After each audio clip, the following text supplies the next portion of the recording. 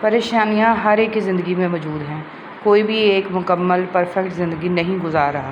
بس فرق وہاں پہ آتا ہے جب انسان اپنے معاملات اللہ کے حوالے کرتا ہے اور مطمئن ہو جاتا ہے اور کہتا ہے حسبنا اللہ و نعم الوکیل۔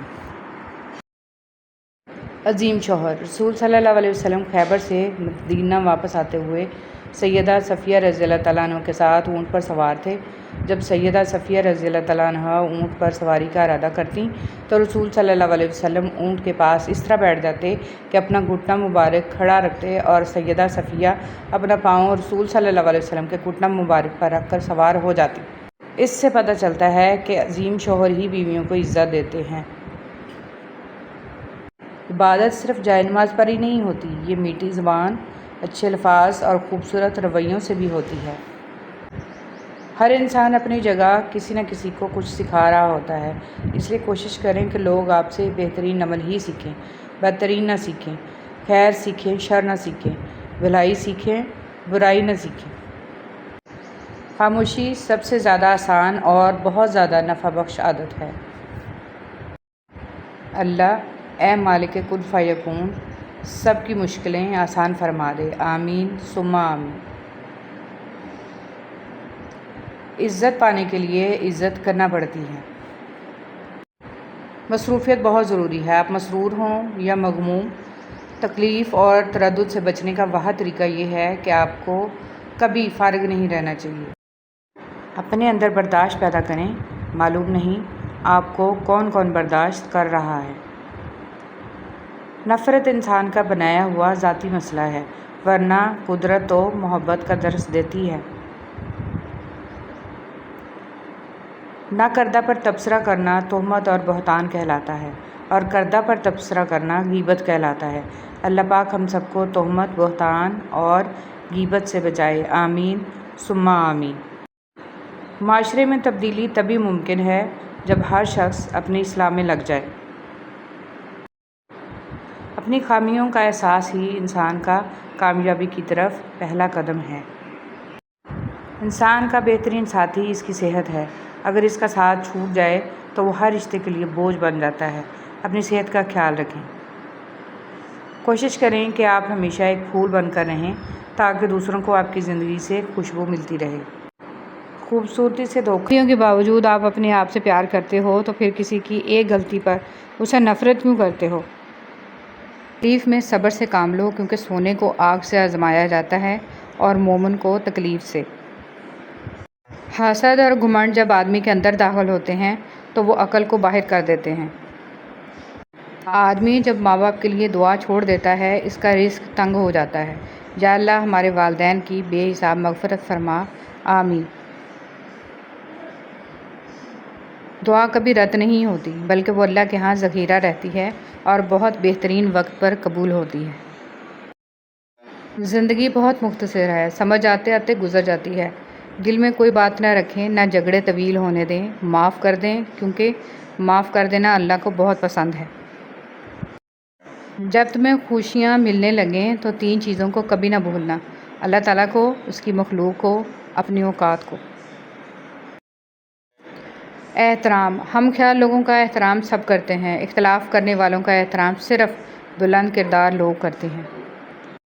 گلے شکوے زندگی کا سکون ختم کر دیتے ہیں۔ جو گزر گیا اسے بھول جائیں، جس نے دکھ دیا اسے معاف کر دیں، اور جس کو معاف نہیں کر پا رہے اس کا معاملہ اللہ پر چھوڑ دیں۔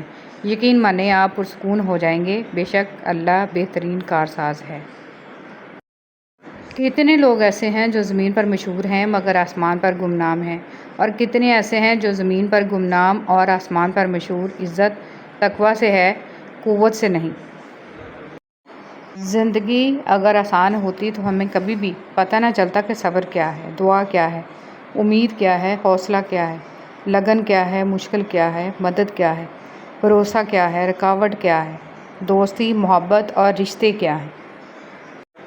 ہمیشہ سچ بولیں لیکن کسی کو ذلیل نہ کریں۔ ہم لوگ سچ بولنے کے ساتھ ساتھ سامنے والے کو ذلیل کر رہے ہوتے ہیں، اور کسی کو ذلیل کرنا بہت ہی بڑا گناہ ہے۔ ایک ماں کا رتبہ مل جانا کوئی معمولی بات نہیں۔ تاریخ رقم تب ہوتی ہے جب کسی عورت نے اپنے فرائض کو سمجھا۔ ایک بہترین عورت اپنے فرائض سے غافل نہیں ہوتی، کیونکہ اسے علم و شعور ہوتا ہے کہ اس کے بچے امت مسلمہ کا سرمایہ ہیں، جس کے لیے رب العزت نے اس کو ماں کے درجے کے لیے منتخب فرمایا۔ خدارا فیشن، رواجوں، رسموں کے پیچھے لگ کر اپنے فرائض کو مت بھولیں، کیونکہ اس ذمہ داری کی جواب دہ ہیں میں اور آپ۔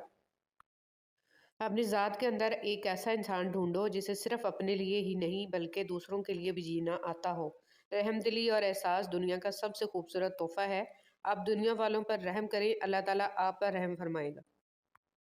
یہ مت سوچیں کہ چھوٹا نصیحت کر رہا ہے، میں بڑا ہو کے کیسے مان لوں۔ نہیں، یہ اللہ کا چناؤ ہے کہ جس کی زبان سے چاہے حق جاری کر دے، اس لیے اکڑ میں نہ رہیں اور اللہ کے لیے جھک جائیں۔ جن کی دل کی بات اس دنیا میں سننے سمجھنے والا کوئی نہیں ہوتا، ان کی سب کہی انکہی باتیں اس دل کا مکین سنتا ہے، بڑے غور سے، دھیان سے اور پورے خلوص کے ساتھ۔ اور پتہ ہے میرا رب جس کے دل میں رہتا ہے، اسے دنیا والوں سے بات کرنے کی حاجت ہی نہیں رہتی۔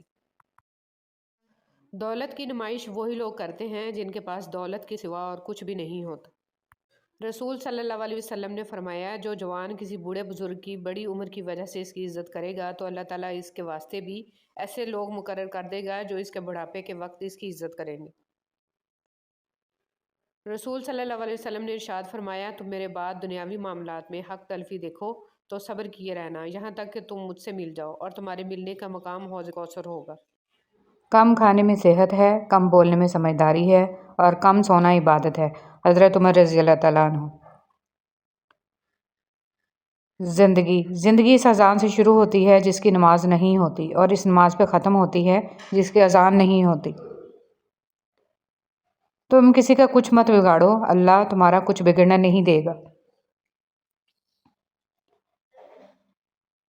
مبارک ہیں وہ لوگ جن کے پاس نصیحت کو الفاظ نہیں بلکہ ان کے اپنے اعمال ہیں۔ شیخ سعدی رحمۃ اللہ علیہ۔ اگر آپ لفظ آپ اور تو انسان کی حیثیت دیکھ کر استعمال کرتے ہیں تو آپ اچھے انسان نہیں ہیں۔